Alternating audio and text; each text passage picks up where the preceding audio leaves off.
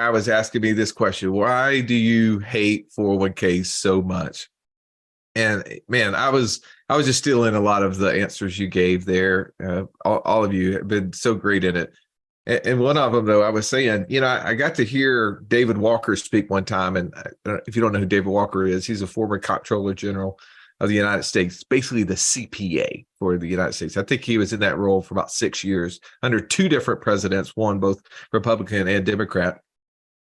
And he told the person that was interviewing him, when asked what his thoughts were about taxes and where they were going to go in the future, he said, quote, "Taxes are going to double in the future because of one four-letter word, math.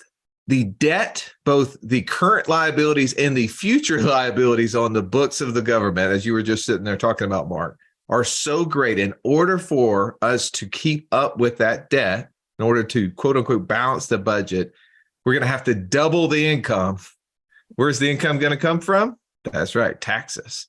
And if we're in a partnership with somebody where we're building an asset and we put 50 grand in it and we went and did an amazing thing with that 50 grand and turned it into 200, how much of the 200 do we get to keep? Well, it's not up to us, it's up to our partner, to your point. And I think that's what awakens me to many reasons why I think qualified plans is the worst place to invest and invest from. I don't know how much I'm going to get to keep. How about for you, Stallion? Yeah, no, I 100% agree with all that's been said. And I'm just going to put you in the mindset that I was in when I decided to liquidate my IRA when I left the big Wells Fargo corporate job. I was in that 401k. I moved it into an IRA and I started to think, okay, well, I don't want these penalties. I don't want these taxes, but what are my options? And I'll tell you this, the thing that I now know, looking back on it, is the reason I really dislike qualified plans as it's the worst place to invest in is because it may be a terrible investor. Like I turned off the creativity of what I could invest in because I was abdicating that to someone else. A money manager who I did not know, had no relationship with, and it was being invested on my behalf, good or bad. It was a completely hands-off roller coaster ride that I was supposedly like putting my trust in. And again, now knowing what I know now, looking back of all the things we've invested in and seeing all the things that are possible, I look at that time that I was investing in 401k as lost opportunity to become the investor that I am today. And if you've been investing in these things, in my opinion, now maybe not everybody was like me, but it has a tendency to lull you to sleep and say, that's for somebody else to do. When in actuality, your finances have been entrusted to you to steward yourself. And when you give that up to somebody else, it literally turns off the creativity in your brain. Here's one of the things I want to make sure that doesn't get missed, because I know we got to get onto the second point, but I was waiting on one of you to hit this and you didn't. And I think this is the one that sometimes gets missed. Like, we can talk about not contributed into these plans again. Don't want to be in these plans. But for so many people, they've done it, right? Like, we already have that dumb tax. Like, we put money into these plans. And now what? Like, how? Okay, you guys have made me think I should not keep contributing into these plans into the future. But what I hear a lot, I mean, Joey, you and I were at a conference in Dallas just a couple of weeks ago, and there was this whole group and whole conversation about how great to invest from these type of plans, the EQRP, right? It is the solution of all solutions for people who want to invest in real estate and businesses and syndications with their qualified plans. And I'm listening to this with you, and I'm just shaking my head, because all I can think of is what would be worse than investing in real estate that provides all of this passive income, that provides all the opportunity for depreciation. And what I'm doing is not able to get any of that depreciation.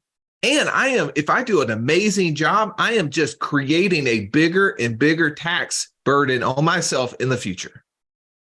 Right? 100%. Like I'm not even considering what I am doing, the partnership I am building with the government.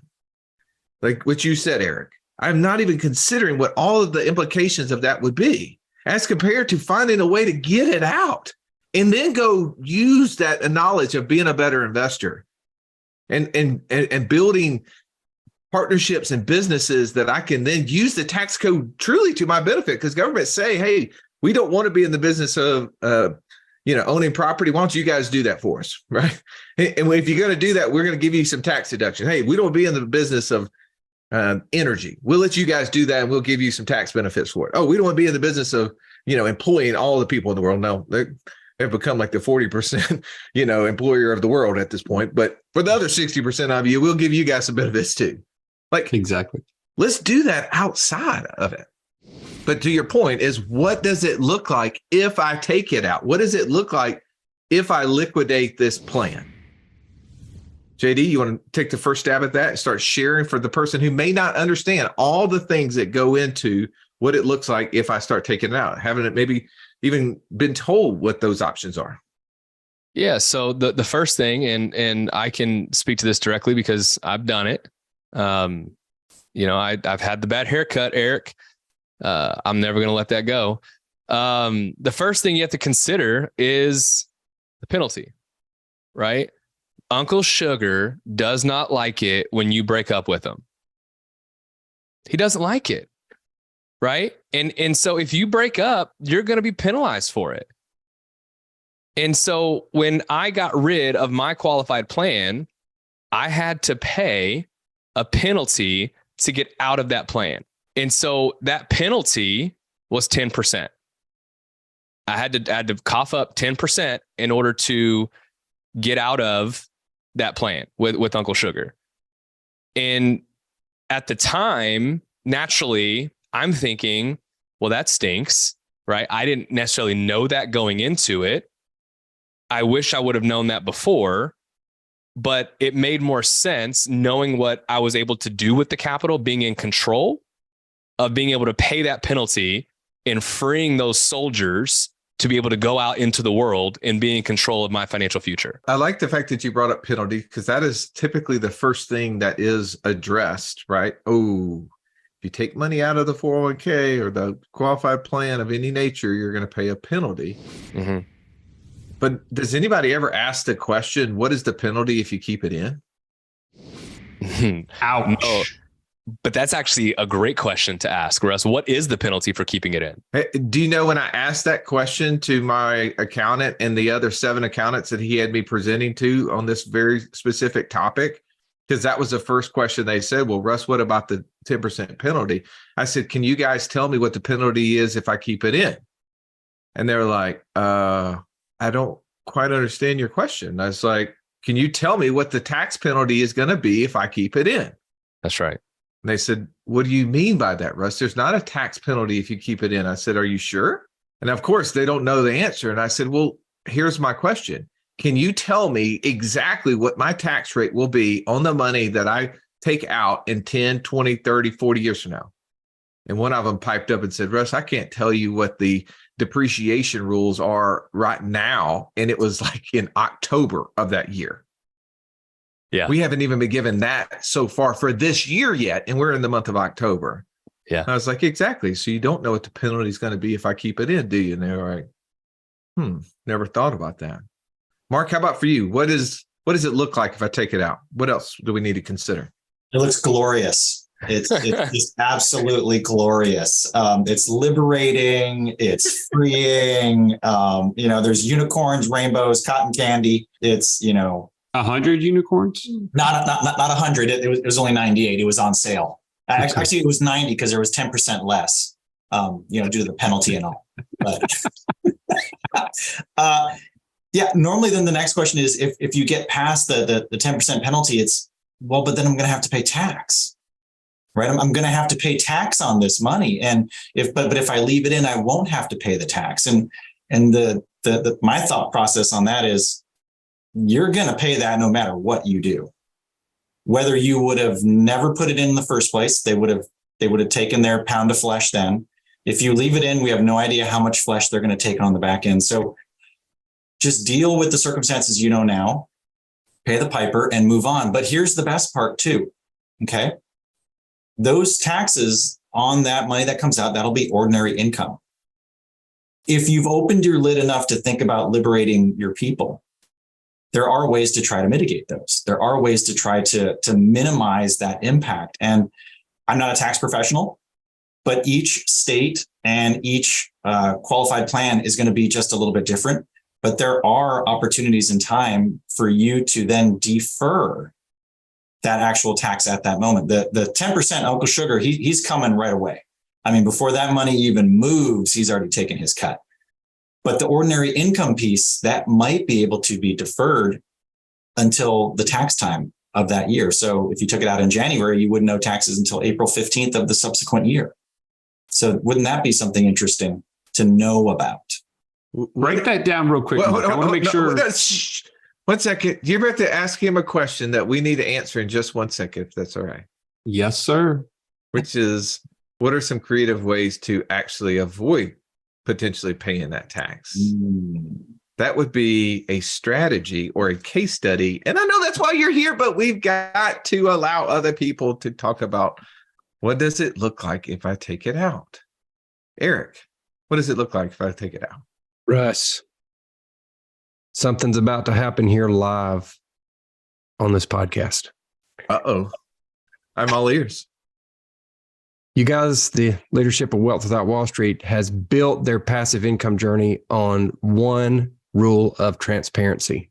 Sometimes transparency is ugly.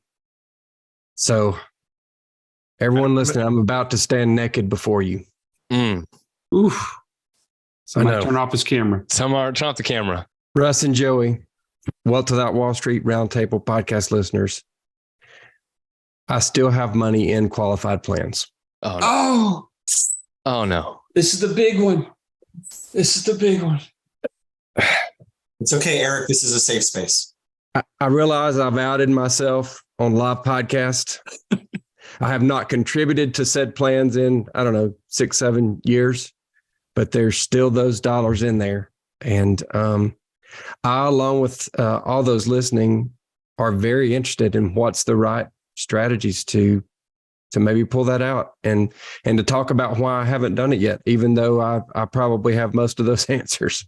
Man, I appreciate you doing that. I appreciate you sharing, because here's the thing, right? We're going to beat up on this because, well, that's just what we do. But at the same time, we all have been there, and we all had some of the same thoughts that you're dealing with on that, Eric. And I know there's someone listening right now that's having those same questions. And if what I would love to make sure I put everyone at ease is, can I become financially free without liquidating my 401k, my IRA, whatever it is? And the answer is yes. Will it take you a lot longer? Probably yes. Right. But you can still do it, and it's fine, right? Not everybody is comfortable with doing that, and nor would we ever recommend doing that until you have the confidence of what to do with it and how you're going to offset some of these things we've been talking about before.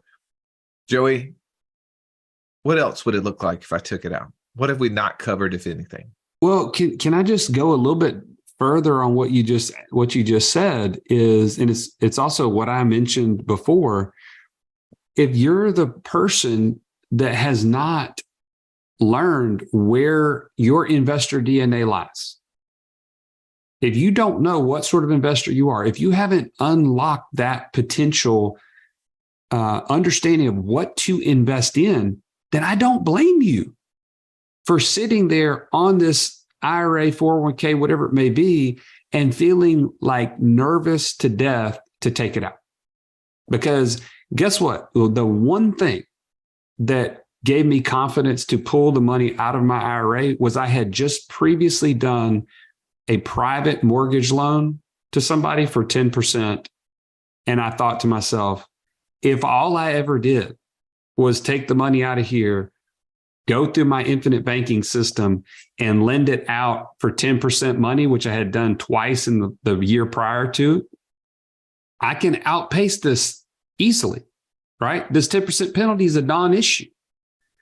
And the taxes are a non-issue, as we already mentioned. I'm either going to pay it today, pay it tomorrow. So I might as well have access to my money and at least do this. But if I had not done that private mortgage and seen that I could get 10% interest easily in the marketplace, then I would have been much more concerned about taking it out. And there is no reason for you to be in that position. And that's why we have things like our Inner Circle Live, where we're going to literally introduce you to the experts in the passive income space. And so shameless plug, but I want you to go to wealth.wallstreet.com/live and join us at one of those. And at the very least, get on a call with one of these coaches, 15-minute call, it's free. And they'll walk you through your own right next thing process so that you feel much more confident making moves like this. Not because we told you to, but because it's the best thing for you. It's going to get you closer to financial freedom. Go to wealth.wallstreet.com/free call. But man, that's a real issue. Mental, if you have that block, and I don't blame you, but you can take action on it before you make that kind of move. If you've listened to our show for any length of time, you've heard us talk about infinite banking and how we are able to use that concept to create over $50,000 a month in passive income. But it's just not that easy to figure out, how does this all connect into my own personal system?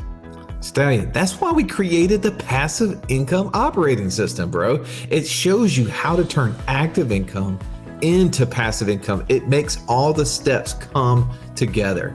If you would like to get access to it as a podcast listener, we've never given this away in public before, go to wealthwatchstreet.com/PIOS.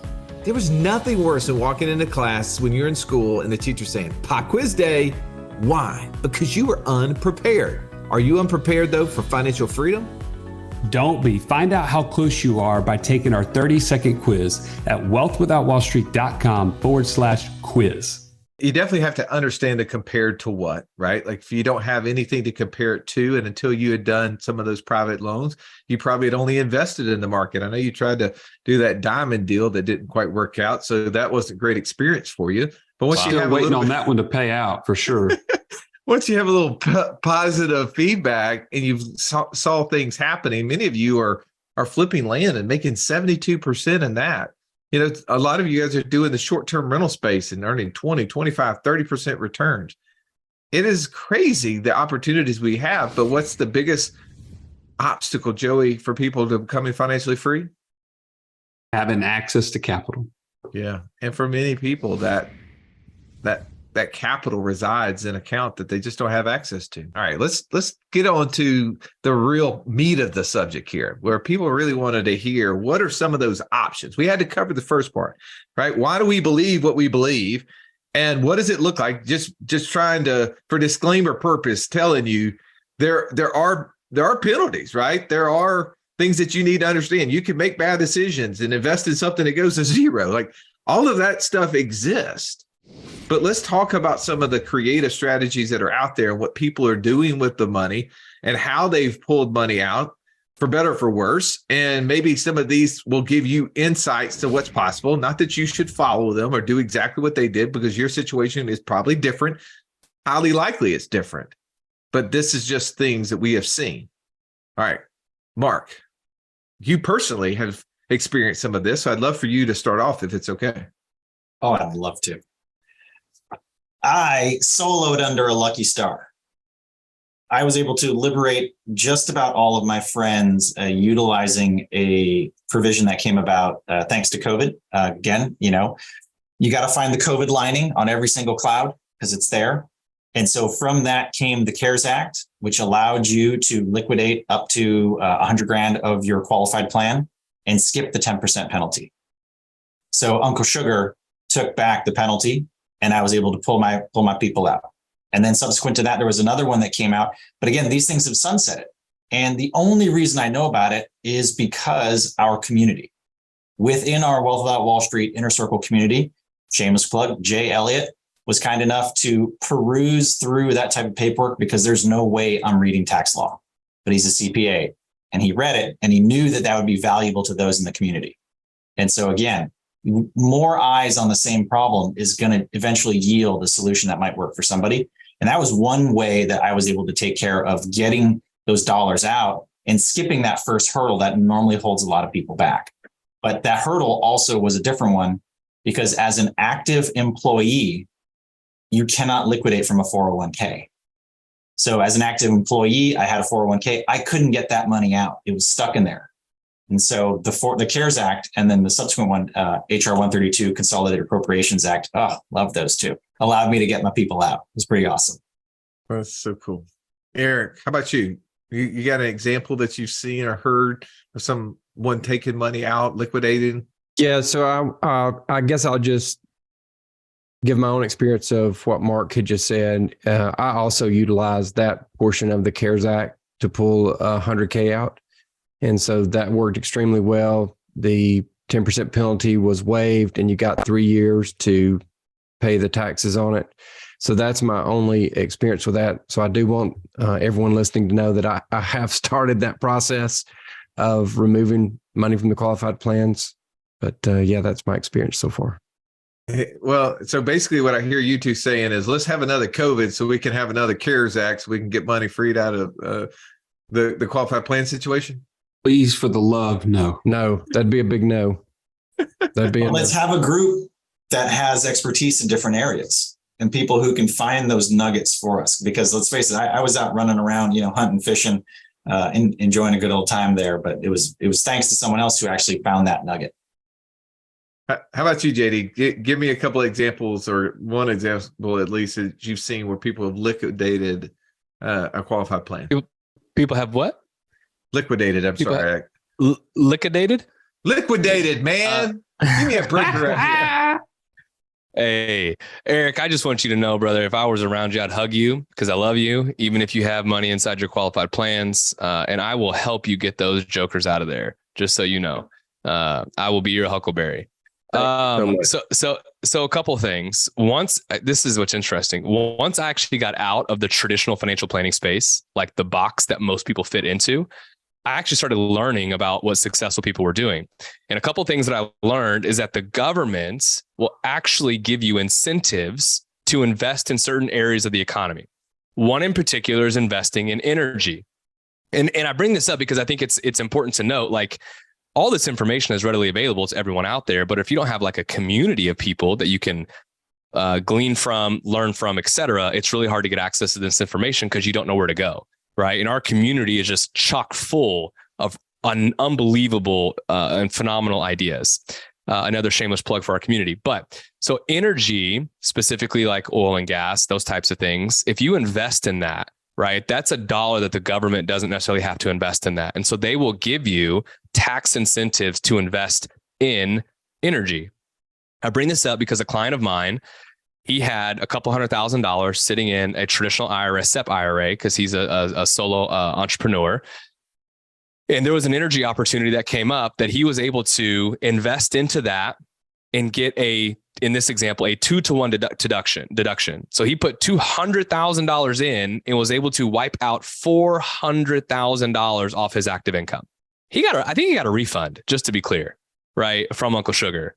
So he was able to get all of his capital out, invest it into this passive income opportunity, create passive income, and not pay any taxes on getting those soldiers out. Is that good? I heard somewhere that might be good. He was a little upset about the 10% penalty, but ultimately Uncle Sugar still took care of him. So he covered him. Okay. That's right. He covered him. How about you, Stallion? Give me a case study. Give me an example of another place where somebody was able to free their friends. Well, our good friend Matthew, who could not be on today, has shared this before, so I don't feel like I'm going on a limb to say it. That he was able to liquidate some of his qualified money and go and purchase a short-term rental in the mountains. And because of there's certain rules, he also did a cost segregation analysis on that property, which allowed him to speed up the depreciation process on that property and get more of those tax dollars coming back towards him. And then subsequently, he qualified as a real estate professional under the short-term rental guidelines. I'm not sure if that's what you call them. And because he was managing that property and was therefore able to get even more tax incentive to come back. So all in all, it created a massive win for him to create the passive income and knock out all the tax liability. Again, I haven't seen his numbers perfectly, but that's what he shared with us over and over. And really grateful that he was able to find that area of the tax code that allowed him to take advantage of that. It pays to look, right? It pays to research the 7,000 pages that are after the first 7 that describe income, that describe all the exceptions to the rule. I mean, there's lots of these. There's a thing called a 72T, where you can take out equal annual distributions up until age 59 or 5 years, whichever one is longer, and you can actually avoid the 10% penalty. Most people don't even know that even exists, right? So Eric, if you wanted to get money out, I could take you to the tax law that shows where you can take out equal annual distributions out of that plan for the next 5 years or to age 59 and a half, whichever is longer, and avoid paying a 10% penalty. There is a plan for you. Now, there's penalties if you stop that plan before 59 and a half or 5 years, whichever is longer. But as long as you want to get the money out and you start it, I've seen many of the members in the Wealth Without Wall Street community that's done that. I've even seen people who have went and bought property. And JD, you were talking about how the government will give tax deductions and benefits to those who will invest in the research of energy and things like that. Well, did you know that they will also give tax benefits to those who will conserve the earth, that will protect it, that will prevent people from building on it, right? There's a lot of people out there. Yeah, that they want to have these land trusts where it will always, forever and ever, be just earth, trees, no buildings, no parking lots, all that stuff. Well, I've seen somebody who actually did that. They took money out of their 401k or out of their former 401k. It was a previous employer, and took that cash and invested it in land, went through the whole process of getting it conserved, and then was able to receive the tax benefit for the conservation, because the government basically gave them the difference between what the value of the land used to be and what its highest and best use was, down to what it now, because it can never be built on again. And they gave them that as a deduction against their income. So they offset all of that income that they were going to supposedly have to show. And then now they were able to take that money that they didn't have to pay in tax on, not only that, but also the rest of their income that they had made that year, and go invest and create passive income from it. There's so many examples of this. If you're interested, you want to find the way out, you can. But maybe you can't find it. Maybe you don't know where to look. Maybe you end up being like a dentist friend of ours who came on the podcast years ago and just cashed it out, just took it on the chin, just said, you know what? I know that the best plan for me is not keeping it in here. And I'm going to now be motivated to figure out a way to offset the penalty that I just paid by getting it all out all at once. And I think that that's what you were saying a second ago, Stallion, is that when you have money in, you're just lazy. You're not being forced to become a better investor because somebody else is just doing it on your behalf. But when you put the money in your hands, now you have to become a better investor. You start looking for ways, and at the minimum, maybe that's what you should be looking at. So this has been great. We've covered both why we believe that this is one of the worst places to invest in and from. We also talked about what does it look like if I take it out, and we gave you some examples of ways that people have done it creatively. Maybe some of those would give you insights to what you could do. I'm going to go around the table, guys, really quickly. I know we're long here. Final thoughts, Mr. Eric Hudson. Yeah, I'm going to throw out 2 random names here. Michael Jordan, Tiger Woods. I'm sure most people have heard of those 2 guys. You know, it's interesting about those 2 guys, considered probably the best to ever do what they did ever on the highest level. Both of those guys had coaches, because sometimes for yourself, you cannot see the forest for the trees. And I would say for me, even though almost everything we've talked about today, I'm aware of, would be so comfortable talking other people through it. Sometimes when it's yourself, it's harder. So it's very important for you to find somebody in your life that can speak into your life in many areas, but financially especially, I would say, and help you sort through your current situation. So that's what I'm going to do. Russ, let's 72T this thing. Cash me outside. Let's go. Okay. I'll meet you at the door. JD Hill, final thought. Look, you can't solve problems unless the problem exists, right? And what I mean is that if you want to figure out a way to start learning how to get creative, create a problem. And that's one of the things that that's not a recommendation. That's not advice. I'm sorry, everybody's laughing at me. But seriously though, right? Like if you want to figure out like how to get creative and what you can do to have to fix something, is you got to create something, you got to break something. You know what I mean? And so if you don't get creative, right, because a problem exists, then you'll just keep doing exactly what you're doing. I tend to work better with my back against the wall. I tend to work better if I have to have something that forces me to get creative and learn how to solve a problem.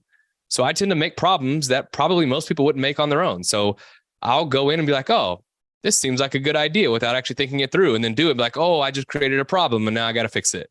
And so my point is that don't be scared to make decisions that maybe you wouldn't ordinarily have made, right? Because it's an opportunity for you to grow and to learn. And so this has been something that I've certainly learned and grown from, and we've had a lot of clients that have also learned and grown from it as well. Yeah, I think I heard a pastor, somebody said, in order to create a message, you got to create a mess. I think that's where you were going, somewhere similar to that. All right, Mark, how about you? Final thought. Is what you're doing working? Is what you're doing getting you where you want to go and getting you there fast enough? If it's not, are you open to exploring an alternative option? And that's what this is about. If what you're doing is working, hey, fantastic. More power to you. I'm super excited for you. However, if it's not working and you are recognizing, hey, this isn't quite where I want to be, and I don't think it's going to get me where I want to go, let's talk about options, because that's all we're here to do, is help you see different options. All about the options. Stallion, final thought. Unfortunately, we've done you a great disservice today, because now you have exposure and you have understanding, and now you have to do something with it, right? There's action that has to be taken from this podcast. Number one, if you're the person who has been holding on to this money because you don't know what to do and it makes you scared to death to think about losing it all, you have something you can do. You need to join a mastermind, if not someone, and learn from mentors and from others, from peers who are already down the road learning this stuff themselves. If you have already become an investor and this has been holding you up thinking, man, I don't want to pay the penalty, I don't want to pay the taxes, like this is just, I'll just invest from some other bucket and just deal with this later. You have exposure now to understand that you're actually creating a time bomb, right? You're creating a position that you don't want to be in. And you now have something you could take action on. Get with one of these coaches and get access to your funds so that you can now start investing properly and in control. So that's my takeaway, is you got some action to take from this. And we're here to help you along the way. Coaches, Stallion, thank you so much for bringing so much value today. Thank you for listening to this podcast. If you found value in it, rate and review it, share it with somebody else who may need to hear this message. Maybe you have already let your people go, as Mark says, but they haven't, and they're nervous. They don't understand all the different ins and outs. Maybe this podcast could help encourage them. As always, thank you for listening. Have an amazing day.